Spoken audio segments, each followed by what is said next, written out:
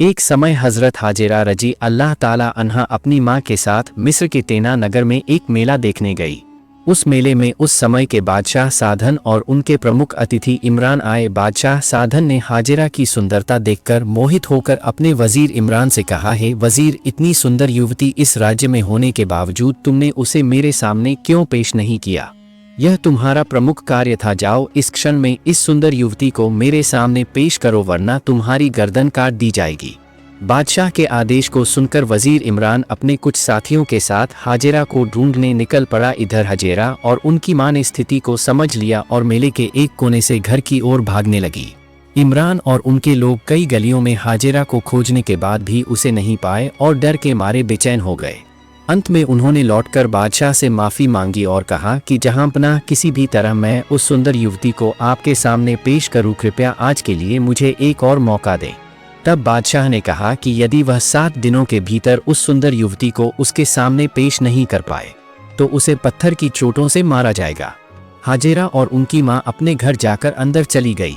हाजिरा ने रोते हुए कहा, माँ, मुझे लगता है कि इस घर में एक पल भी रहना अब सुरक्षित नहीं है। बादशाह के लोग शायद अभी यहाँ आ सकते हैं, इसलिए मैं रात की अंधेरी में किसी गहरे जंगल में चली जाऊंगी।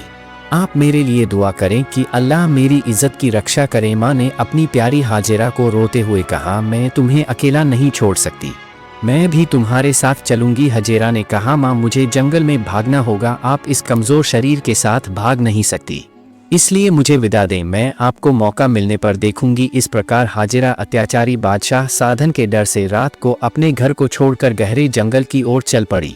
उनकी स्थिति बहुत दयनीय थी। इसी बीच उनकी मां 2 रकात नमाज पढ़कर अपने हाथ उठाकर हाजिरा के लिए दुआ कर रही थी। इसी दौरान कुछ लोग आए और बाहर से पुकारने लगे, इस सुंदर हाजिरा, घर से बाहर आओ, हम बादशाह के आदेश पर यहाँ आए हैं, तुम्हें तुरंत बादशाह के दरबार में पेश होना होगा। जब किसी ने उत्तर नहीं सुना तो वे लोग अचानक घर के अंदर चले आए और वृद्धा को धमकाते हुए पूछा, हाजिरा कहाँ है? उसे बाहर लाओ। वृद्धा ने कहा, मैं हाजिरा की माँ हूँ, मुझे नहीं पता कि हाजिरा कहाँ है। तब इमरान के एक साथी ने कहा, उसे जोर जबरदस्ती से सच्चाई बताई जाएगी। ऐसा कहकर उन्होंने चाबुक से वृद्धा की पिटाई शुरू कर दी, जिससे उसकी त्वचा से खून बहने लगी। फिर उसे बादशाह के पास ले जाया गया। बादशाह को जब पता चला कि हाजिरा का कोई पता नहीं चल रहा है तो उसने आदेश दिया कि इस वृद्धा को जेल में डाल दिया जाए और उसका खाना पना बंद कर दिया जाए।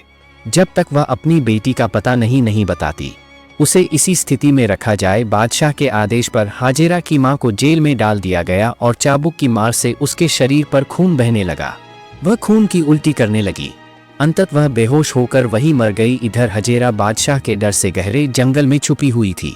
दिन बीतते गए और शाम हुई। जब रात कुछ गहरी हो गई तो हाजिरा छुपते छुपाते अपने घर पर पहुंची। उसने देखा कि घर का दरवाजा पूरी तरह से खुला है और घर में कोई भी रोशनी नहीं है। हाजिरा ने अपनी मां को पुकारा लेकिन कोई जवाब नहीं मिला। हाजिरा ने पड़ोसी के घर जाकर पूछा तो पड़ोसी ने बताया, हाजिरा, तुम यहाँ से कहाँ आई हो? बादशाह ने तुम्हें पकड़वाने के लिए इनाम घोषित किया है। आज सुबह ही बादशाह के लोग तुम्हारी मां को पीटकर गिरफ्तार कर ले गए। यह सुनकर हाजिरा चिल्लाकर रो पड़ी। पड़ोसी महिला ने कहा, हाजिरा, यहाँ रहना तुम्हारे लिए सुरक्षित नहीं है, तुम तुरंत यहाँ से भाग जाओ। यह सुनकर हाजिरा ने गहरे जंगल की ओर फिर से चलना शुरू कर दिया। इस प्रकार अनहद और असहाय स्थिति में 5 दिन बीत गए। भूख के मारे हाजिरा ने पेड़ों की पत्तियां खाकर भूख बचाई। 6ठे दिन अत्यंत कमजोर होकर वह एक बड़े बबूल के पेड़ के नीचे सो गए। तभी बहुत से लोगों की चिल्लाने की आवाज सुनाई दी। दरअसल बादशाह के सिपाहियों की भागदौड़ के कारण बबूल के पेड़ में हलचल मच गई थी। स्थिति को समझते हुए हाजिरा के दिल में डर समा गया। इसी समय एक सैनिक उसके पास आया और चिल्लाकर कहा, यही हाजिरा है। इससे पल भर में अन्य लोग भी वहां आ पहुंचे। हाजिरा की असहाय स्थिति देखकर वे लोग जोर जोर से हंसने लगे। हाजिरा तब घबराकर दुआ करने लगी, हे अल्लाह दयालु प्रभु, तुम इस दासी पर निर्दय मत हो, तुमने इसे इतनी सुंदरता दी है, इसे कलंकित मत करो। हाजिरा की दुआ अल्लाह के दरबार में कबूल हो गई। फिर जब इमरान और उसके लोग हाजिरा को पकड़ने के लिए आगे बढ़े, उनकी सभी पैर जमीन से चिपक गए।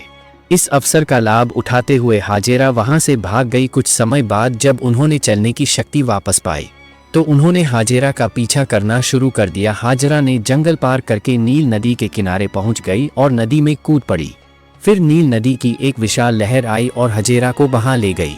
इमरान और लोगों ने नदी के किनारे आकर देखा कि हजेरा नील नदी में लहरों के बीच डूब रही है। तब इमरान ने कहा, तुम सब नदी में कूद जाओ। क्या तुम कायर हो जो इस नदी की लहरों से डर रहे हो? अगर एक औरत नदी में कूद सकती है तो क्या तुम लोग नहीं कर सकते? फिर तुम्हारी मर्दानगी कहाँ है? अगर हम उस लड़की को पकड़कर न ला सके तो मेरी गर्दन काट दी जाएगी। तब सैनिकों ने कहा, जिस औरत का जाने से पाप धुल जाता है, जो औरत भयंकर लहरों में कूद सकती है, वह कोई साधारण औरत नहीं है। यह कहकर वे सभी वहां से चले गए। अब इमरान अकेला नदी की किनारे दौड़ने लगा।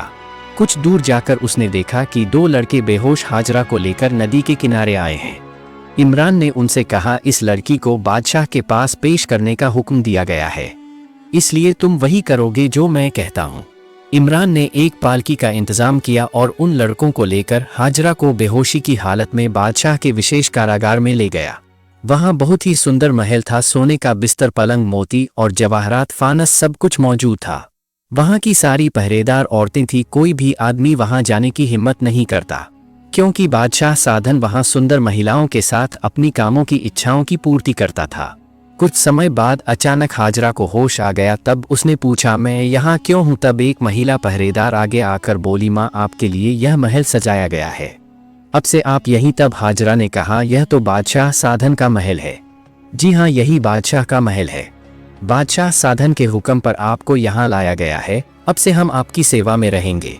तब हाजरा ने कहा, मुझे यहाँ क्यों लाया गया है यह तो तुम सब जानती ही होगी। कृपया इस बादशाह के हाथों से मुझे बचाओ। महिला पहरेदार ने कहा, माँ, हम बादशाह के हुक्म की गुलाम हैं, हमारे पास और कोई चारा नहीं है। हाजरा ने तब रोते हुए कहा, अगर तुम कुछ नहीं कर सकती हूँ तो कृपया मुझे मार डालो। इतने में एक दासी हाजरा के लिए खाना लेकर आई, लेकिन हाजरा ने कुछ नहीं खाया। उसने रोते हुए कहा, क्या तुम मुझे बता सकती हो, 1 हफ्ते पहले बादशाह के लोग मेरी माँ को पकड़ कर ले गए थे, माँ कहाँ है? तब दासी ने कहा, पहले आप खाना खा लीजिए, फिर आपकी माँ की खबर देंगे। यह सुनकर हाजरा समझ गई कि उसकी माँ अब जीवित नहीं है, इसलिए वह सजदे में गिरकर आंसू बहाते हुए बोली, है अल्लाह रहम दिल प्रभु, इस बदनसीब का क्या गुनाह है? अपनी इज्जत बचाने के लिए कितने जंगलों में भटकती रही, नील नदी में कूद पड़ी, फिर भी तूने मुझे इनके हाथों कैद कर दिया। तभी अचानक एक अच्छी आवाज आई, हाजरा, मैं अपने प्रिय बंदों को विभिन्न विपत्तियों में डालकर दुख देकर उनकी परीक्षा लेता हूँ, तुम सब्र करो। यह सुनकर हाजरा ने कहा, है अल्लाह तेरी इच्छा तो पूरी हो। इतने में एक दासी आकर बोली, माँ, बादशाह आपसे मिलने के लिए आए हैं। यह सुनकर हाजरा ने घना से मुंह फेर लिया। तब बादशाह साधन ने आकर कहा, सुंदरी, मुझे देखकर मुंह फेर लिया, यहाँ तो तुम्हारे और मेरे अलावा कोई नहीं है। अगर तुम मुझे स्वीकार कर लो तो तुम्हारा भला होगा। मैं सारा यह धन दौलत, सोने के आभूषण, हीरे मोती सब तुम्हारे हाथों में दे दूंगा।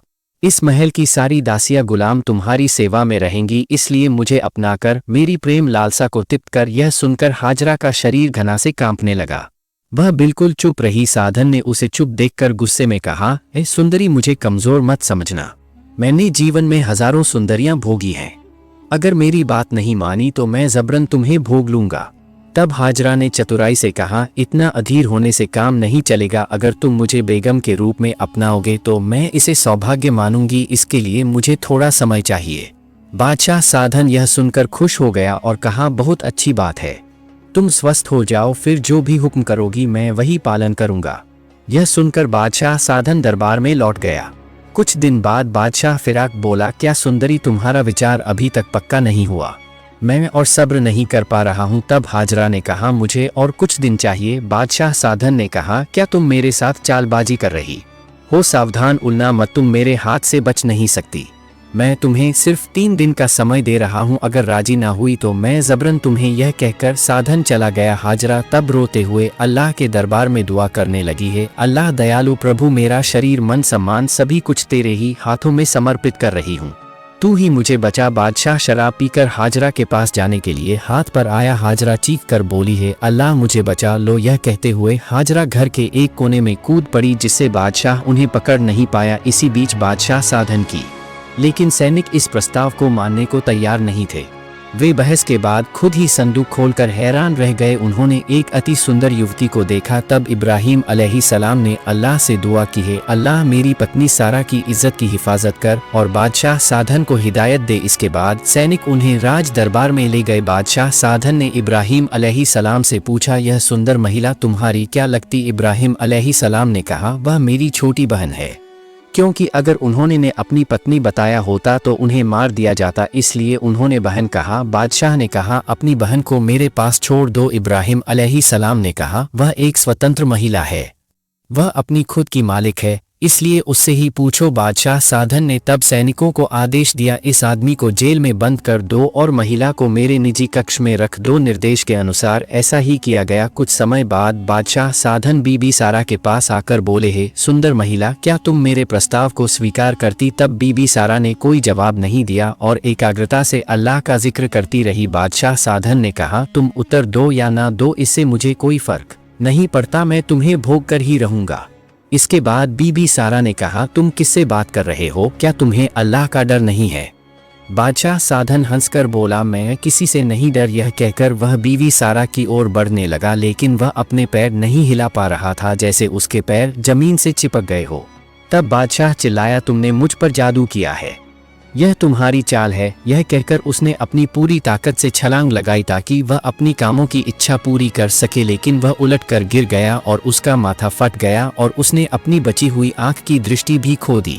इस बार बादशाह ने कहा, तुमने मेरी आंखों पर जादू किया है, आज से तुम मेरी जेल में कैद रहोगी, आज या कल किसी भी दिन तुम मेरे हाथ आओगी। तब बीबी सारा ने कहा, मैंने जादू नहीं किया, मैं नबी इब्राहिम अलैहिस्सलाम की पत्नी हूँ। तुमने अल्लाह के नबी इब्राहिम अलैहिस्सलाम को जेल में बंद कर रखा है और उनके साथ बुरा व्यवहार किया है, तुम्हें कड़ी सजा भुगतनी होगी। अगर बचना चाहते हो तो अल्लाह के नबी को रिहा कर दो और उनसे माफ़ी मांगो। यह सुनकर बादशाह साधन के दिल में एक कसक उठी और अचानक उसके मन में परिवर्तन आ गया। बादशाह साधन ने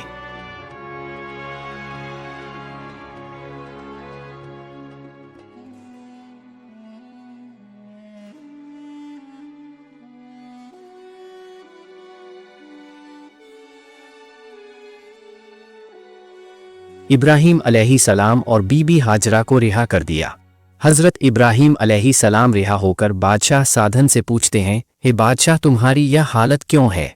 बादशाह साधन तब रोते हुए कहता है, मैंने नासमझ में आपसे बहुत अन्याय और अत्याचार किया है, आपके साथ दुर्व्यवहार किया है, आप मुझे माफ़ कर दें। मैंने जीवन भर बहुत अन्याय किया है, अल्लाह से माफ़ी मांगने की मुझ में हिम्मत नहीं है, मैं कैसे मुक्त हो सकता हूँ? आप तो अल्लाह के नबी हैं, कृपया मेरे लिए दुआ करें कि अल्लाह मुझे माफ़ कर दे। तब इब्राहिम अलैहिस्सलाम ने कहा, तुम तौबा कर अल्लाह से माफ़ी मांगो, अगर तौबा करके पवित्र मन से माफ़ी मांगोगे तो निश्चय ही महान अल्लाह ताला तुम्हें माफ़ कर दे। यह सुनकर बादशाह साधन ने आजीवन सभी बुरे कर्म छोड़कर अल्लाह के दरबार में माफ़ी की गुहार लगानी शुरू कर दी। उसकी आंखों से आंसू बहने लगे, जिससे उसकी अंतता दूर हो गई और दृष्टि वापस आ गई और उसकी चलने की ताकत भी वापस आ गए।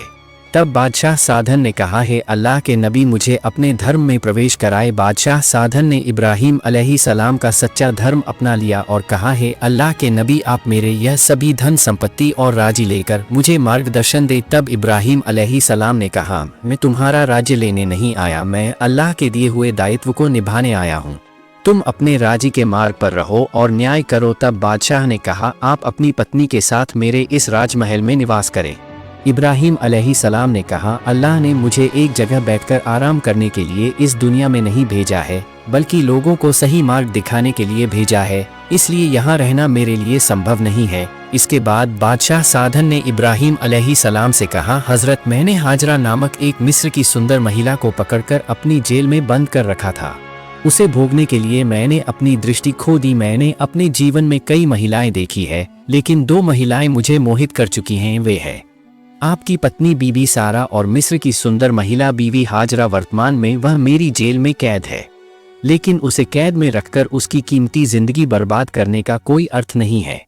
अब मैं क्या करूं और इस पवित्र महिला को किसके हाथ सौंप? अब आपको जैसे महान व्यक्ति अल्लाह के नबी को पाकर मैं समस्या से छुटकारा पाना चाहता हूं। आप हाजरा की जिम्मेदारी ले। हजरत इब्राहिम अलैहिस्सलाम किसी अजनबी युवती की जिम्मेदारी लेने को तैयार नहीं थे, इसलिए वह जवाब नहीं दे रहे थे। अचानक बीबी सारा बोल उठी, अब से हाजरा की जिम्मेदारी मैं लेती हूँ, तुम उसे मुक्त कर दो। फिर हज़रत इब्राहिम अलैहिस्सलाम बीबी सारा और हाजरा को लेकर यरूशलेम की ओर रवाना हुए। आपको कैसा लगा यह वाकया? अगर आपको अच्छा लगा तो एक लाइक कर दो और अपने दोस्तों को वीडियो को शेयर करो ताकि और लोग भी देख सके।